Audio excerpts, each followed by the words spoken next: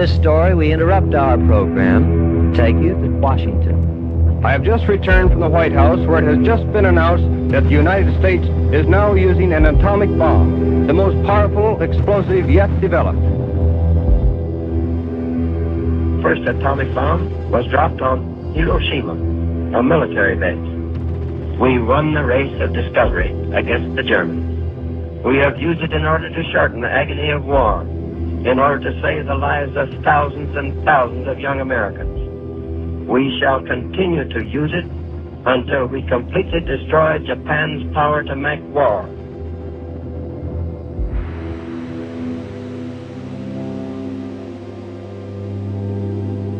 Japanese say that 126,000 died as the result of the damage done by the single bomb that blasted the city. There is reason to believe that the Japanese city of Hiroshima no longer exists. Now I am become death, the destroyer of worlds.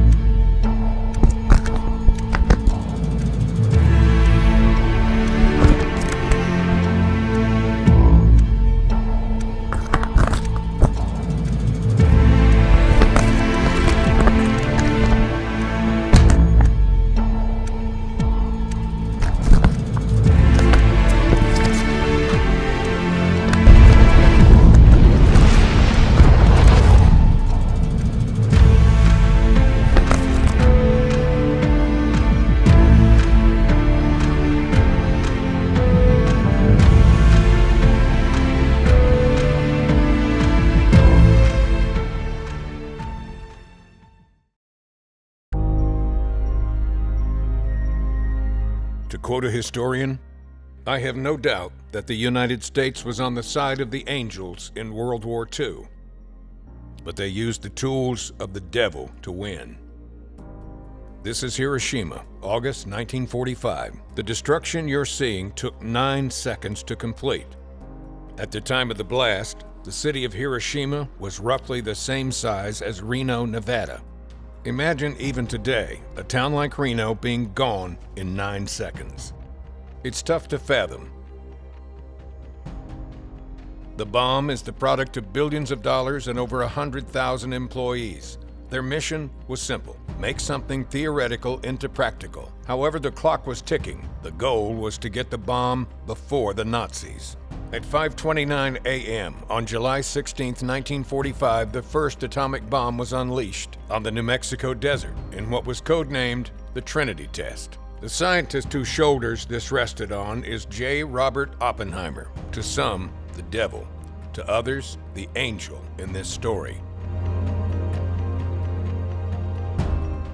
He was many things in life: a son, brother, husband, poet, physicist, a communist, a patriot, and the destroyer of worlds. But who was this man in reality to those who knew him the closest? Stick around to find out. We'll have a companion video later discussing the historical accuracy of Christopher Nolan's movie, Oppenheimer.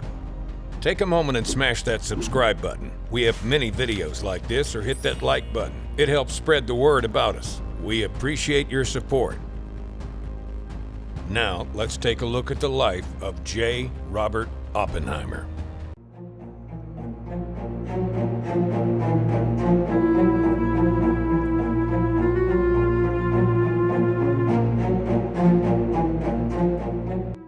Julius Robert Oppenheimer was born on April 22, 1904, in New York City to a wealthy Jewish family.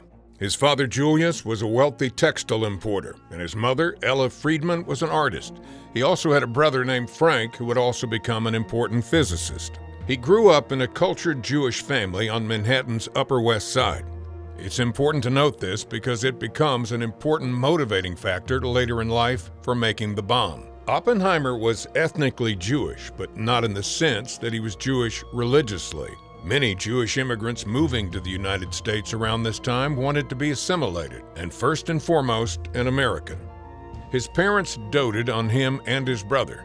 They drove his intellect and curiosity. He didn't play much, but he always had a book. His parents were members of the Felix Adler's ethical culture movement, which led to his enrollment at the Ethical Culture Society School in New York City. The school was founded by Adler, whose movement preached religious unity among all the religions in New York City, as well as charity, friendship, and creating a strong ethical culture in the city. The school is still active today and has always welcomed the underprivileged in society on scholarships. These would include African Americans and immigrant children. As a child, Oppenheimer was fascinated by science, particularly astronomy and chemistry. His father encouraged his intellectual interest and provided him with a well-stocked library. However, his love for learning came at a cost. He didn't make many friends. He spent more time studying and collecting books than he did with kids his own age. His love for geology led him to join the New York Mineralogical Society. He would even submit papers, leading the club's leadership to believe he was a perfectly grown-up scientist. At the age of 12, he was invited to speak at a society event. To their shock, a 12-year-old J. Robert Oppenheimer showed up and gave a presentation with complete confidence. Oppenheimer was an exceptional student, and he went on to study at Harvard University, where he earned his bachelor's degree in 1925 and his PhD in physics in 1929. He initially intended to study chemistry, but became fascinated with physics, particularly the emerging field of quantum mechanics. Oppenheimer went to Cambridge University in England. In 1925, he began studying theoretical physics under the guidance of renowned physicist J.J. Thomson. Oppenheimer spent several years in Europe, conducting research at various institutions. He worked with prominent physicists like Max Born in Germany and Paul Dirac in England. His time abroad was not necessarily a happy time in his life. He had few close friends, but not many. He also struggled with the opposite sex. His depression manifested in rage. At one point, he left a poison apple for Patrick Blackett to eat, who somehow survived the attempt. Blackett was brilliant in two regards. For one, he was a great physicist, and his sharp looks and charming personality made him appealing to women. At some point, Oppenheimer mentioned the apple to his fellow student, Jeffries Wyman. He was said to have quoted Snow White and how he'd left an apple for the fairest of them all. It appears that somebody on the faculty had discovered the apple. The school would find out. Oppenheimer's father worked out a deal with the dean. He would stay in school, but he was to see a professional about his depression. The psychiatrist diagnosed Oppenheimer with depression caused by sexual frustration. By recommendation, Oppenheimer's father would take him to see a lady of the night. It would be nice to say that no more homicidal tendencies were displayed by Oppenheimer. However, while on vacation from Cambridge to meet up with a friend, Francis Ferguson, in Paris, he would be involved in another serious incident. Ferguson noted that Oppenheimer was not well. To help him distract from his depression, Ferguson told Oppenheimer that he, Ferguson, was to marry his girlfriend, Frances Keeley. Ferguson was hoping the news would cheer up Oppenheimer. However, Oppenheimer did not take the news well. He jumped on Ferguson and tried to strangle him. Oppenheimer had a strong attraction to Keeley, even flirting with her openly at parties. Although Ferguson easily fended off the attack, the episode convinced him of Oppenheimer's deep psychological troubles, and he would often speak about Oppenheimer in troubled terms.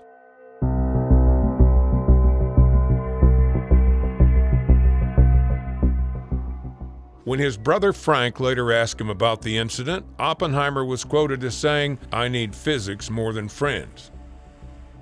Despite all the personal troubles, he would receive his doctorate under the supervision of Max Born. Oppenheimer would have a lot of job offers. Something that struck him was that the Americans didn't have much of a reputation abroad for physics. This was on his mind as he would consider these job offers. Although he would go on to a career that was fruitful and he would make significant contributions to science, his future was uncertain.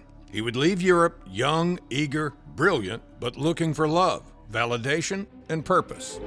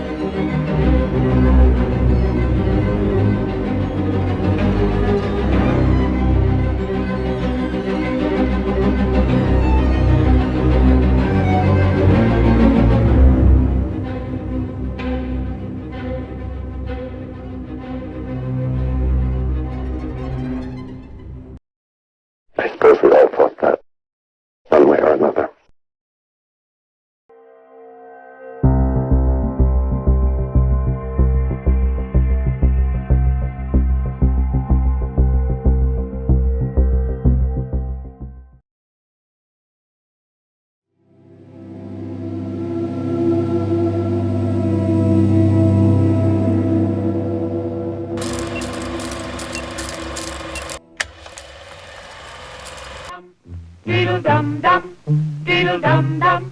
There was a turtle by the name of Bert, and Bert the turtle was very alert.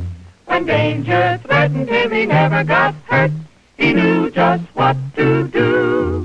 He ducked and covered, ducked and covered.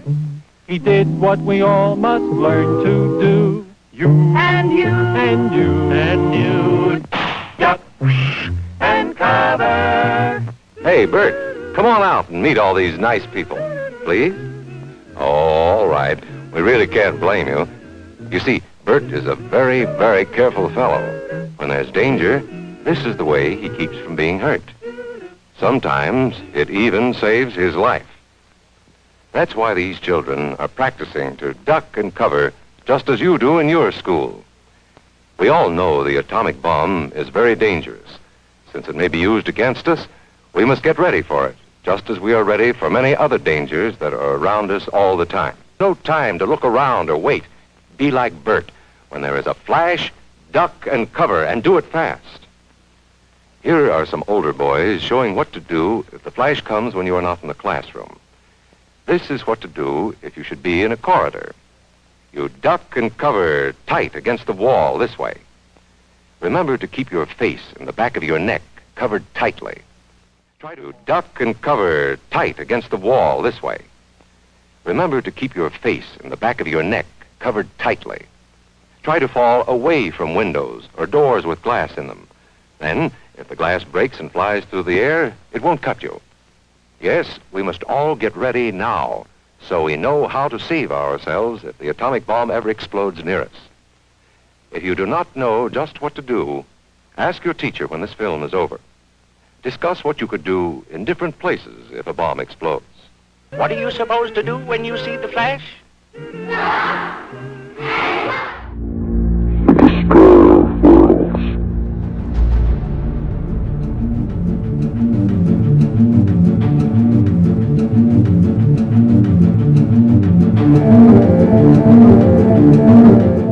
J. Robert Oppenheimer was offered a lot of jobs after his time in Europe was up, including Harvard. However, he was offered the chance to split time between Caltech and Berkeley. Beginning in 1929, he would become associate professor, which also gave him a chance to focus on things that were of interest to him, including quantum physics. As a professor, Oppenheimer was known for his brilliant teaching style and his ability to simplify complex scientific concepts. He had a genuine passion for sharing knowledge and inspiring intellectual curiosity among his students. Oppenheimer's lectures were captivating, and he had a talent for making intricate theories accessible to all. However, some students found him to be on another planet. His lectures could often be confusing and all over the place. Where he excelled was one-on-one with young, idealistic scientists. He fostered an environment of open discussion and encouraged his students to question established theories and think critically.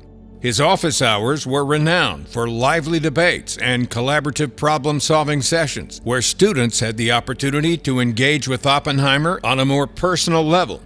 During his time at Berkeley, Oppenheimer published several influential papers that advanced the field of theoretical physics. His work demonstrated his deep understanding of quantum mechanics and its application to various scientific phenomena. Some of his notable papers include On the Quantum Theory of Molecular Collisions, 1930, Theory of Electron and Positrons, 1931, and On the Nature of the Chemical Bond, 1933. These publications showcased Oppenheimer's intellectual prowess and his ability to push the boundaries of scientific knowledge. These papers also would have students' names as co-authors, something he appreciated as a student in Germany. He wasn't just advancing physics, he was advancing his students' place in the scientific community. However, some of his activities during this time would haunt him for the rest of his life. Beginning early in the 30s, he would join the Communist Party in the local area. Another professor at Berkeley, Håkon Chevalier, would become his close personal friend and ideological mate. It would be right around the time when Oppenheimer was joining to Manhattan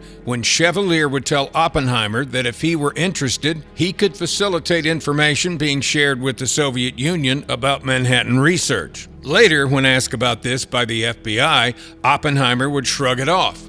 which only made him more suspicious to the people who thought he was a security risk. Another person he met at these meetings was Jean Tatlock. Jean Tatlock was a physicist and daughter of a prominent left-wing psychiatrist, Harry Tatlock. Oppenheimer and Tatlock had a romantic relationship in the 1930s. Tatlock had communist sympathies before, during, and after her relationship with Oppenheimer. Tatlock would suffer from extreme mental illness and depression. It's important to note that even with the attendance at the meetings, personal and romantic relationship with known communists, Oppenheimer was not a communist, at least not in the way it would be perceived today. For one, his beliefs were mostly left-leaning, and his interest in politics and government came out of support of FDR in the 30s. So what Oppenheimer believed to be his beliefs of communism were aligned with New Deal principles. He was also highly supportive of civil rights for African Americans. This was a central issue at his meetings. But at the end of the day, he was deeply patriotic, pro-American,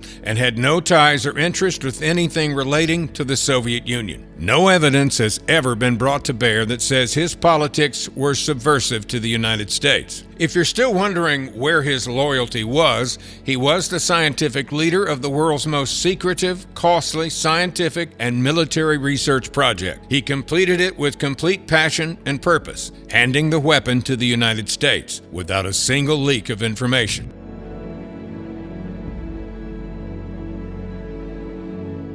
In his security clearance meeting in 1954, when asked of his involvement in the Communist Party, Oppenheimer referred to himself as a fellow traveler. On August 2, 1939, just a little over a year before Nazi Germany invaded Poland, a lot of notable physicists of the day and Albert Einstein signed a letter to President Roosevelt urging him to look into nuclear fission. As a result of the letter, the U.S. government established the Advisory Committee on Uranium, which eventually led to the formation of the Uranium Committee and the Office of Scientific Research and Development, OSRD. In 1941, the OSRD took control of research efforts related to atomic energy, including the Manhattan Engineer District, MED, which was responsible for overseeing the project's scientific and engineering aspects. During these 2 years, word traveled around among scientists either involved in these communities, since many were either being recruited or consulted. As it turns out, a group of highly educated scientists were terrible at secrecy. Ingrained in a scientist is the inherent need to share information and ideas. Great for research, bad for security. The United States feared the idea of the Nazis, led by Werner Heisenberg, would get the bomb. They would be unstoppable. The war would be lost. The race was on to see who could engineer this miracle first. We knew the world would not be the same.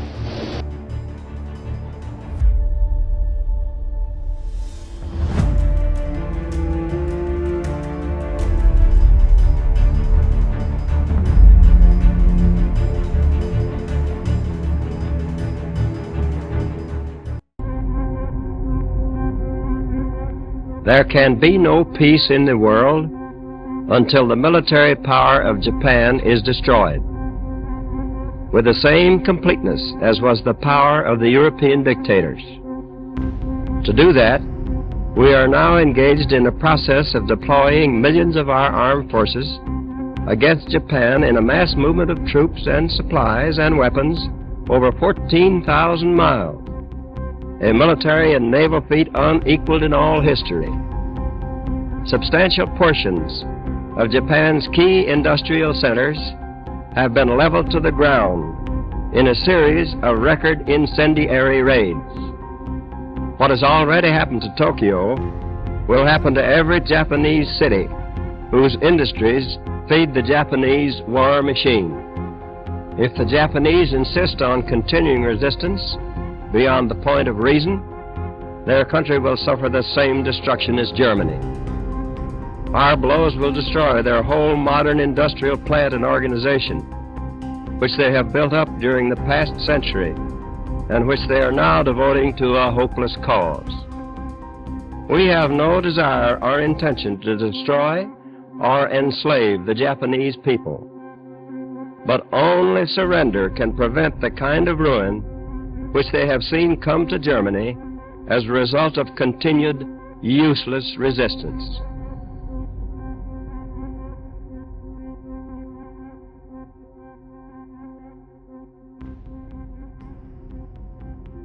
As 1940 came around, Oppenheimer himself became something of a project. His professional, personal, and political life were all evolving. That year, he met Catherine Kitty Pooning, who was already married to another scientist. She met Robert at a friend's mutual party. It was not uncommon for Oppie to approach or date a married woman. Kitty would become pregnant within weeks of meeting Oppie, and once the divorce was granted, the two married the next day. Kitty once remarked that she got married the old-fashioned way, by getting pregnant. Kitty was highly educated in the field of botany, and her work as a research fellow brought her to California. She was originally from Germany and born to Prussian parents. All throughout her life, she said she was related to Queen Victoria. This was untrue. Kitty is an interesting character in the story of Oppenheimer's life. She could drink a lot, rub people the wrong way, and be a pain to him personally. She was not a polished homemaker by any means, but nevertheless, he loved her. Throughout the Manhattan Project, he would fly in rare flowers from all over the world for her to cultivate in a greenhouse on Los Alamos. Even as the couple settled in New Jersey for Oppie to take a different job after the war, he would see to it that she had a greenhouse built near the property line so she could grow her plants. Oppenheimer was not the most gifted physicist of his generation. In fact, he was prone to making mathematical errors, something we sympathize with. He was not a natural administrator, the leader of men, or even likable. He had never run anything besides graduate seminars, so his ascension to becoming the scientific director to the largest joint military and scientific endeavor ever attempted in mankind was, well, like Oppenheimer, bizarre. He was brilliant, eccentric, and complex. What would be his motivation to joining the Manhattan Project? Since Oppenheimer grew up the son of Jewish immigrants, in him was a deep desire to prove he was a loyal American. His upbringing into the Felix Adler's ethical culture movement contributed to this.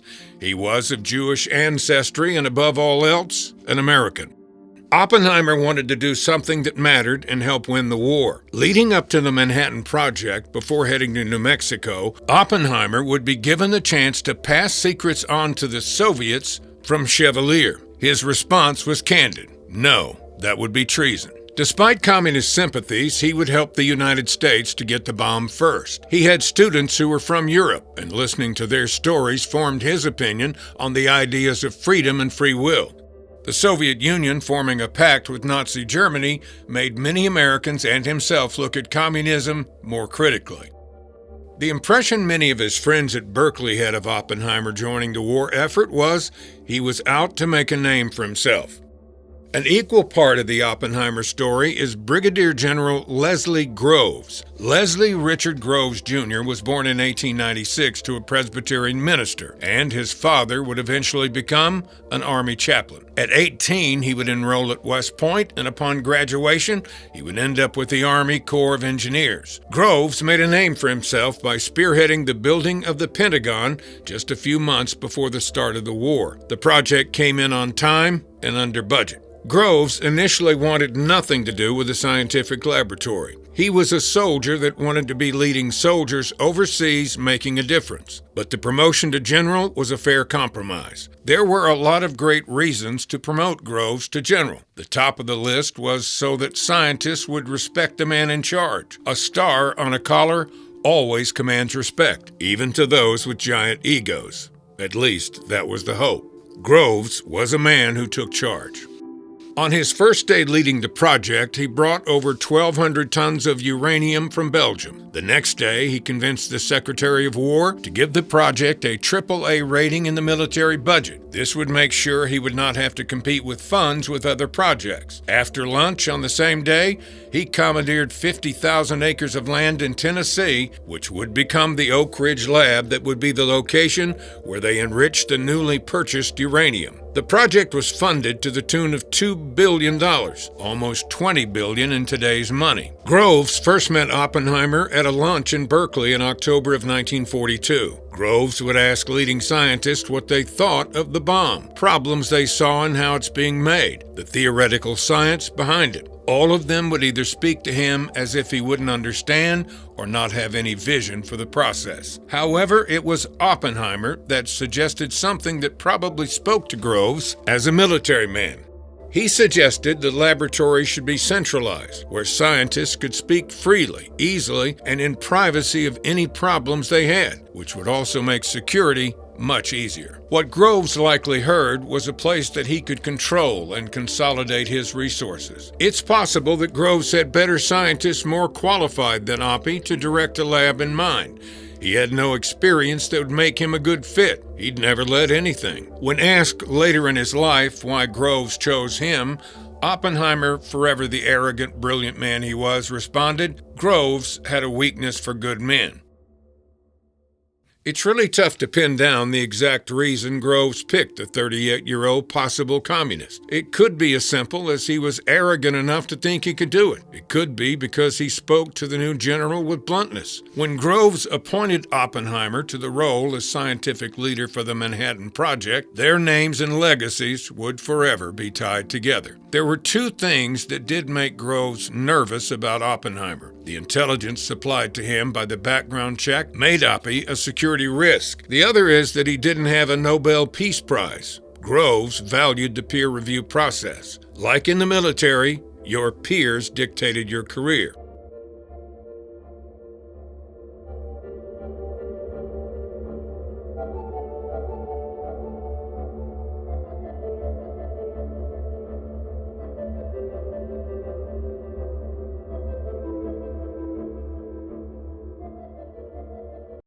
At the request of Oppenheimer, New Mexico would be the perfect place. Groves spearheaded the building of a small city in Los Alamos where scientists could work and their families could live, all in complete isolation from the outside world. Although there was a school on the site that predicated the military takeover of the area, the infrastructure had to be built from scratch. The need for tough security at Los Alamos was a key factor for Groves, which is why the desert in New Mexico was ideal. The area was far away from prying eyes.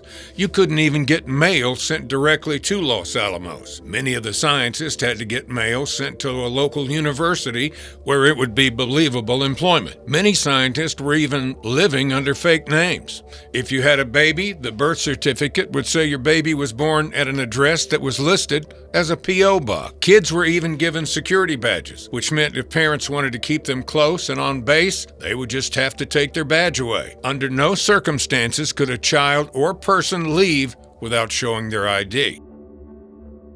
Security in the first months was amateurish. At first, they just stuck construction workers who didn't speak English at the gates. They couldn't understand many of the orders and directives they were given. Then the Army put Army MPs, who were former NYPD cops, and had them patrol the grounds with horses. They didn't know how to ride horses. It's believed that some of the horses that rode off from the MPs lived the rest of their lives in the desert on their own. By 1943, American intelligence had gathered that the Soviets were attempting to infiltrate Los Alamos. Oppenheimer himself was seen as a security risk. In the early days, they investigated him and put so many resources to watching him that other security matters slipped through the cracks. He admitted to Lieutenant Colonel Boris T. Pash, the military intelligence officer assigned to Los Alamos, that he was approached by Chevalier to pass on information.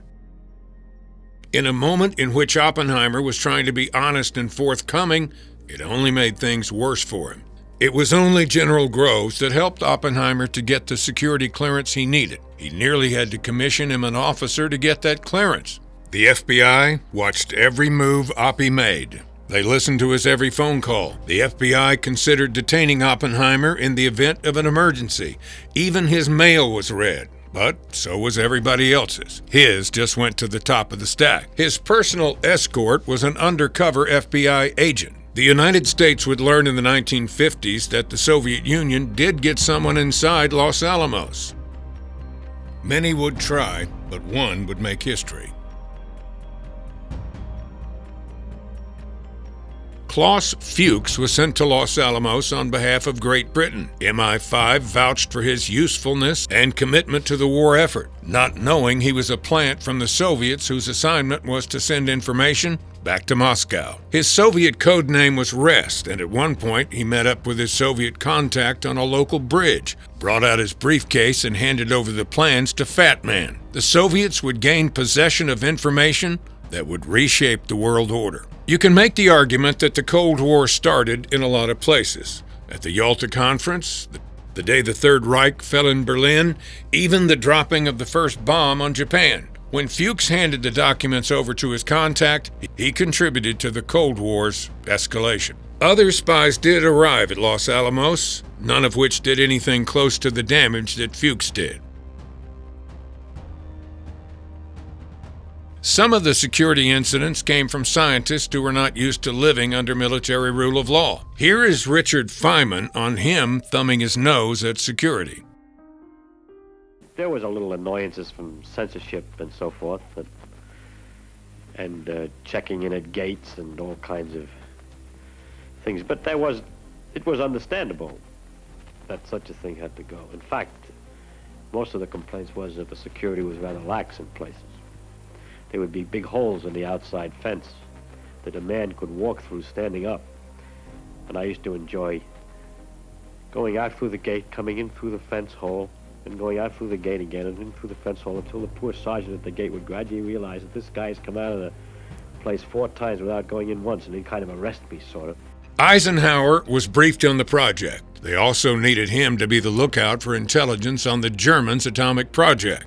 There were a few hurdles to cross to make the bomb. All of the elements had to come together like a puzzle in order for the project to be a success. The first was nuclear fission and chain reaction. The project aimed to harness the power of nuclear fission by splitting the atom nucleus of certain heavy elements, such as uranium and plutonium. Scientists, including Enrico Fermi and Leo Szilard, conducted extensive research on nuclear reactions and chain reactions, which are essential for sustaining a self-sustaining nuclear reaction. The next was the process of producing nuclear fuel. The United States didn't want to pick the wrong horse, so they were going to enrich both uranium and plutonium. Uranium enrichment was a crucial aspect of the project as it involved increasing the concentration of uranium-235, the fissile isotope in natural uranium.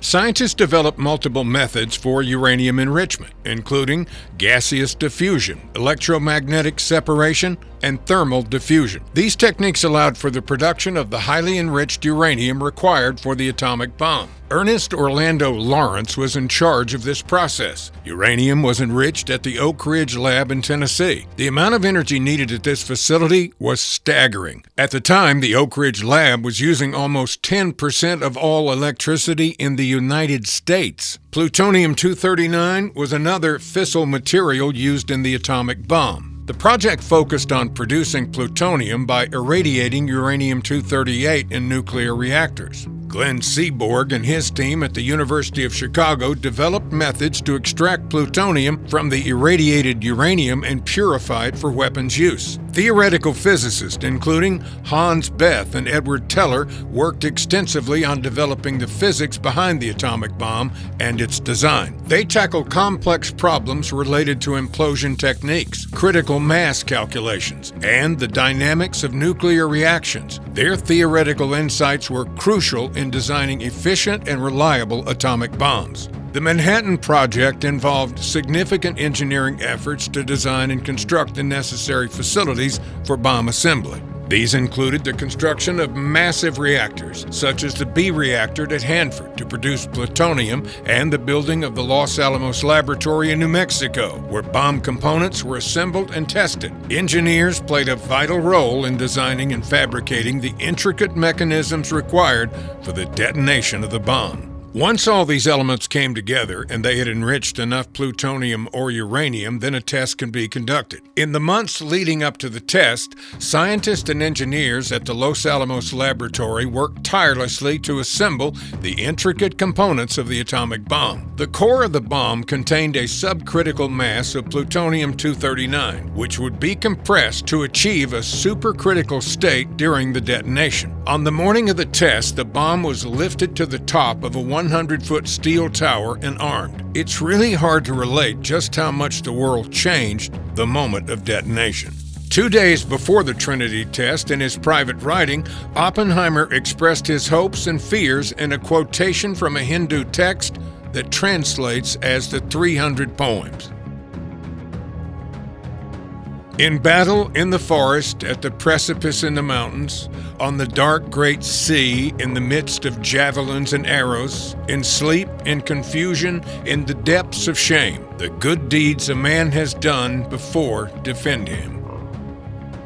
The primary purpose of the Trinity Test was to verify the feasibility of the implosion-type atomic bomb design and to assess its destructive power. The test aimed to confirm that the bomb would function as intended and to gather data on the bomb's explosion characteristics. The site for the test was carefully selected to be a remote area known as the Jornada del Muerto, which translates to the fitting journey of the dead man, located on the Alamogordo bombing and gunnery range.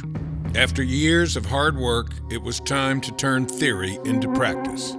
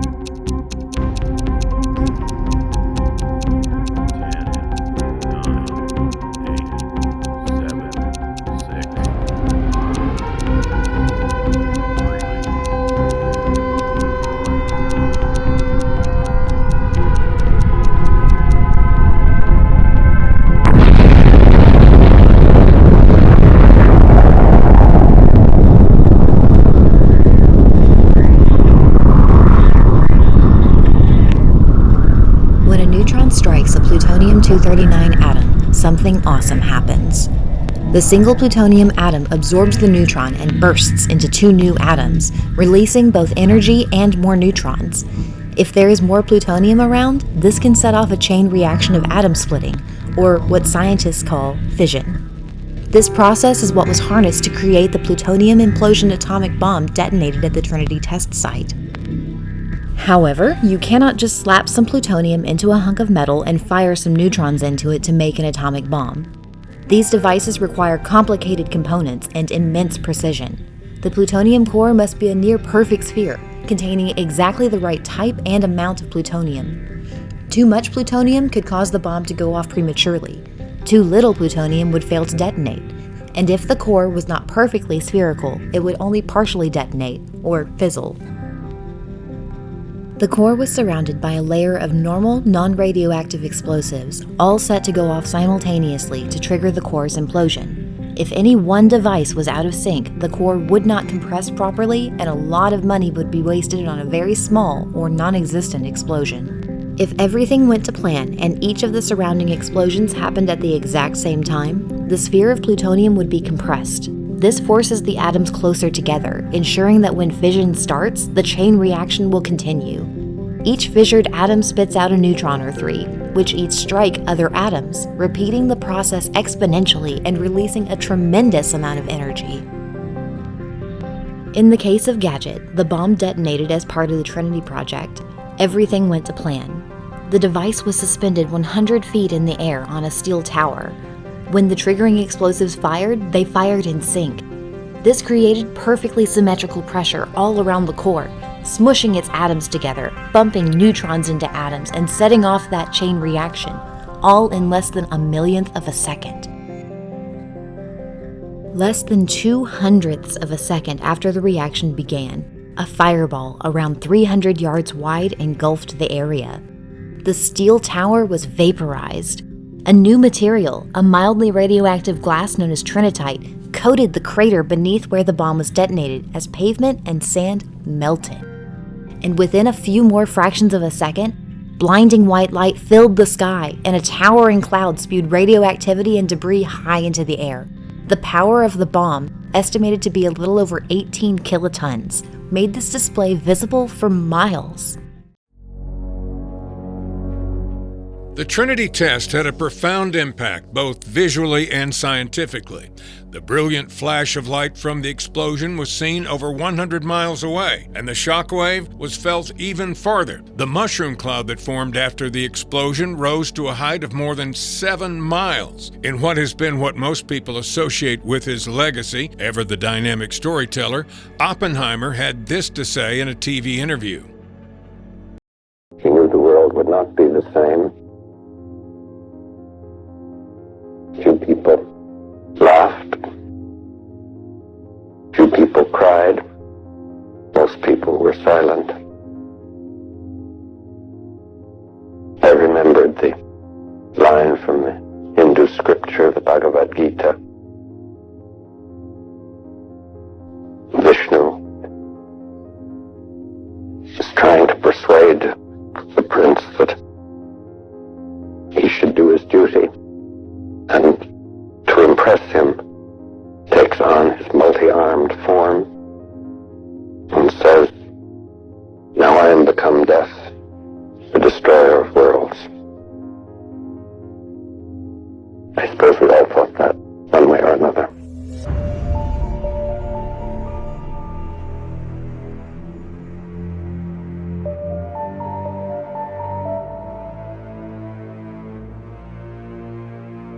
Scientists and military personnel carefully monitored and recorded the various aspects of the explosion, including the blast wave, the amount of energy released, and the radioactivity generated. The data collected from the test helped confirm the bomb's design parameters and provided valuable insights into the behavior of nuclear explosions. The scientists at Los Alamos hoped the bomb would end wars. There was some debate as to whether they should demonstrate the bomb to the Japanese so they understood the catastrophic destruction it could cause, forcing them to surrender. Other concerns that some scientists had is if they dropped the bomb on Japan, what would the international community think about the United States? But nothing could ever replace the idea and the main driving point behind making the bomb in the first place. The bomb could end the war in an instant. From a military and political perception, the plan that won out was the idea that they need to shock the Japanese. They needed for them to see it, witness it, and suffer from it. The decision on where and when would not be up to those at Los Alamos. The most input they were able to sway was that it should be a military target, not civilians. Hiroshima was a key target because of the surrounding hills would contain the blast energy,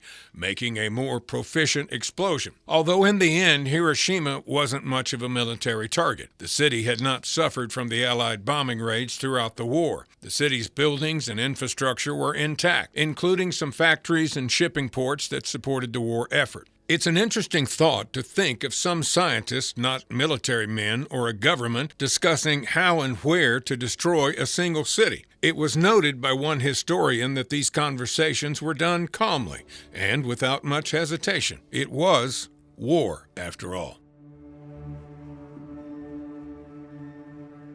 The decision was ultimately made by President Harry Truman. A philosophical debate also being had around this time was how many bombs, how big they can get, and what different sources of nuclear fission could be used in the future. Oppenheimer was opposed to furthering the capabilities and the scope of these bombs. As scientific director, he was opposed to the development of the hydrogen bomb, a bomb that would be far deadlier and our planet wouldn't be able to survive a lot of testing of these H-bombs. Oppenheimer's lack of support for this would put him at odds with scientists who knew him personally. Although it would not be known for a fact until after the war, the Nazis were not close to getting the bomb. From a military perspective, it was useless. When Manhattan scientist Niels Bohr got a look at the Nazi program after the war, he actually quipped that the most they would be able to do is drop a reactor on London. Heisenberg seemed to be focused on energy rather than the bomb making. Bohr, who was a world-renowned scientist, his biggest contribution to the Manhattan Project, was actually running around the Los Alamos lab talking crap about Hitler and how they could be the ones to stop him. This had an effect on the urgency and morale that what they were doing was important for the war. By the time he arrived at Los Alamos, he was far behind in terms of atomic science. Oppenheimer credits Bohr with being a key figure in solving the modulated neutron-initiated procedure, which can best be described as a kickstarter in the bomb. The Trinity Test represented a watershed moment in human history. It demonstrated the successful culmination of years of scientific research and engineering efforts in the Manhattan Project. The test not only confirmed the feasibility of the atomic bomb design, but also ushered in the atomic age, forever altering the geopolitical. The modern world was born in a baptism of fire.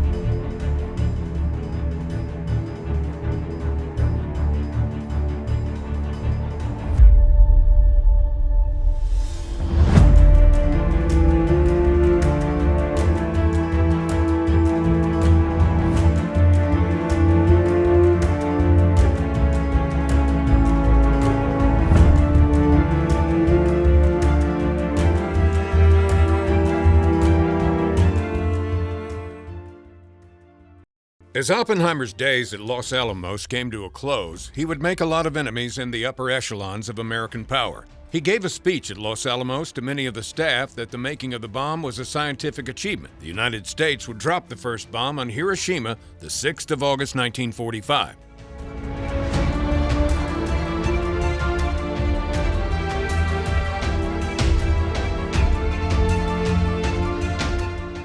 And to everybody at Los Alamos' shock, on Nagasaki on August 9th, despite the fact that deep down he had doubts about the future.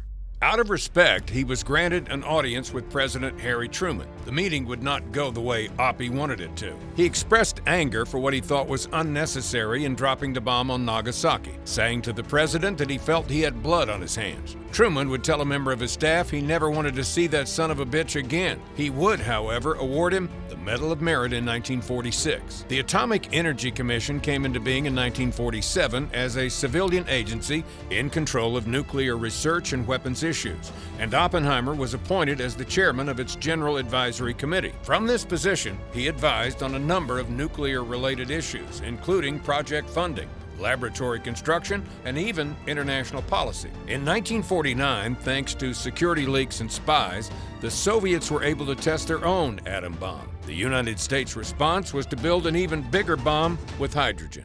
These bombs would eventually be made and tested as part of Operation Crossroads at Bikini Atoll. Many sailors and Marines were mostly guinea pigs to military nuclear experiments. The bombs were detonated near sailors and Marines on top of defunct warships.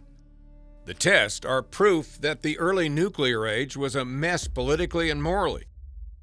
The United States and now the Soviets, along with the rest of the world, had to wrestle with complex problems that could destroy us as a people. From the moment the Soviets were able to construct the bomb, the world has been ticking towards midnight on the doomsday clock. Many thought the answer would either be more bombs or bigger bombs. Oppenheimer was very conflicted on this. He opposed the hydrogen bomb. Because of this, he made enemies. They say you can tell what a man is about based on his enemies. This isn't true for Oppenheimer. His friends and colleagues turned on him and tried to oust him as a communist to get his security clearance canceled.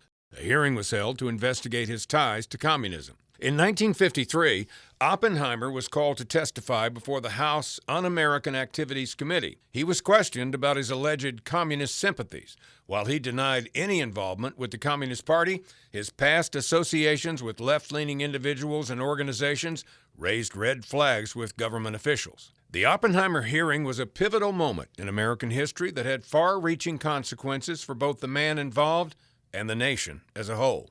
The hearing took place in 1954 and was held to determine whether or not Oppenheimer, the leading scientist of the Manhattan Project, should be granted or denied a security clearance by the United States government. The hearing was controversial and polarizing, with Oppenheimer's fate hanging on the outcome of the proceedings. The meetings were something of a political hit job by his rival. Oppenheimer's political views, views on banning atomic weapons, and associations with left-wing activists drew scrutiny. His hearing was part of the Red Scare in the country. One aspect that was brought up a few times in these meetings was his relationship with Jean Tatlock. When asked about a night he had an affair with her around the time he joined the Manhattan Project, Oppenheimer simply said, "She loved me." His visit with her was watched by Army security and the FBI. Whatever happened that night died with those two. Many believe that she confessed to Robert that she was gay or bisexual. When Oppenheimer left the next day after spending the night with her, it would be the last time they would see each other. She killed herself just 6 months later. At the hearings, Oppenheimer was represented by several high-profile lawyers, including Lloyd Garrison and David Lilienthal. The government's case against him was led by Roger Robb, a former law partner of Attorney General Herbert Brownell. The hearing was held in secret with no media coverage allowed. Over the course of several weeks, the panel heard testimony from numerous witnesses, including government officials, military officers, and scientists who'd worked with Oppenheimer. The government presented evidence that Oppenheimer had associated with known communists and had made statements that were critical of U.S. nuclear policy. They also argued he'd shown poor judgment in his personal and professional life, including his decision to marry a woman with communist sympathies. Oppenheimer's defense team argued that his political beliefs were irrelevant to his work on the Manhattan Project, and his past associations did not constitute evidence of disloyalty. They also pointed out that Oppenheimer had been a vocal opponent of the development of the hydrogen bomb, a position that put him at odds with many military and government officials. After hearing all the testimony and evidence, the panel issued its decision in June of 1954. They concluded that Oppenheimer's security clearance should be revoked, citing concerns about his loyalty to the United States and his judgment. The decision was a major blow to Oppenheimer's reputation and career, and he was ostracized by many of his former colleagues in the scientific community. His security clearance was restored posthumously in 2022 by the Department of Energy, calling the 1954 revocation the result of a flawed process. The process accused him of being the one thing he held dear in his public life.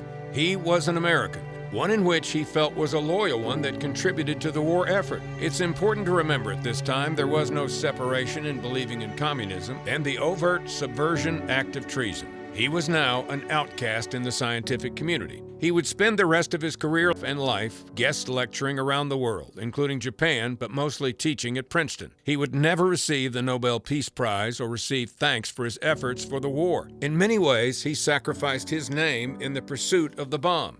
He did receive a little recognition a little over a week after the Kennedy assassination. New President LBJ presented Oppenheimer with the Enrico Fermi Award for contributions to theoretical physics as a teacher and originator of ideas and for leadership of the Los Alamos Laboratory and the atomic energy program during critical years. Fermi was a close friend and scientist under him during the Manhattan Project. Oppenheimer was a chain smoker who was diagnosed with throat cancer in late 1965. After inconclusive surgery, he underwent unsuccessful radiation treatment and chemotherapy late in 1966. He fell into a coma February 5, 1967, and died at his home in Princeton, New Jersey on February 18, age 62. A memorial service was held a week later at Alexander Hall on the campus of Princeton University. The service was attended by 600 of his scientific, political, and military associates that included Beth, Groves, Keenan, Lilienthal, Raby, Smith, and Wigner. His brother Frank and the rest of the family were also there.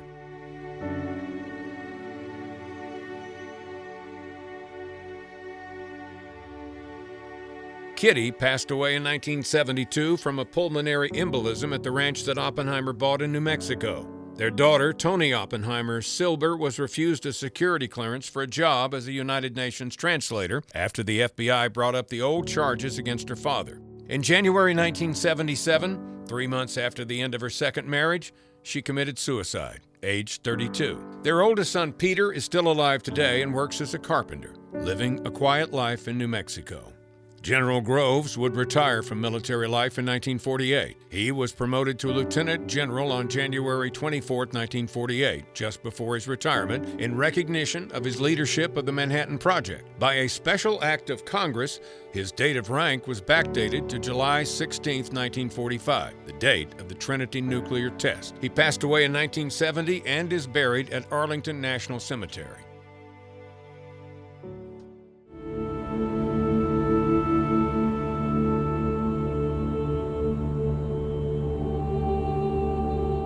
For many of the scientists involved in the Manhattan Project, they would go on to distinguish careers filled with many of the 20th century's notable physics discoveries, including Nobel Peace Prizes, championships, grants, and public recognition. It's a strange legacy to be known as the father of the bomb. First and foremost, it's not only a scientific achievement, but it's something of a modern miracle that it even worked. Sadly, that bomb represents the ability for a man to destroy themselves in a way that is unimaginable. His legacy could best be represented in the clips of the United States celebrations in New York City, as thousands flooded the streets and threw a ticker-tape parade. There were even more people in Japan gone, suffering radiation burns and left with nothing.